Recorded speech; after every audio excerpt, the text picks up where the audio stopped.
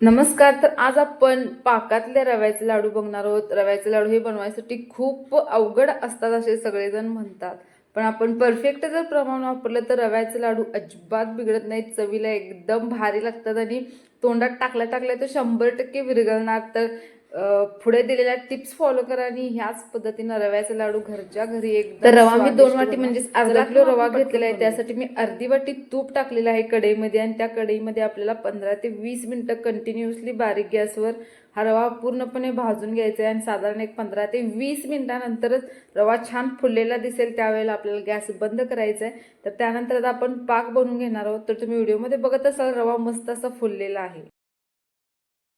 तर पाकासाठी आपण 1.5 वाटी साखर घेतलेली आहे आणि त्यानंतर त्याच्यापेक्षा कमी म्हणजेच फक्त 1 वाटी आपण याच्यामध्ये पाणी वापरलेलं आहे. 1 वाटीपेक्षा थोडंसं कमी जरी केलं तरी सुद्धा चालेल. आणि त्यानंतर पाकाला छानशी उकळी येऊ द्यायची गॅस मोठा करून आणि त्यानंतर बारीक गॅस करायचा आणि फक्त 4 ते 5 मिनिटात हा आपला पाक एकतरी पाक तुम्ही चेक करून गॅस बंद करायचा आणि त्यानंतर रवा पूर्णपणे थंड होऊन झालेला असेलच आणि पूर्णपणे थंड झाल्यानंतरच रवा आपल्याला त्या पाकामध्ये टाकायचा आहे.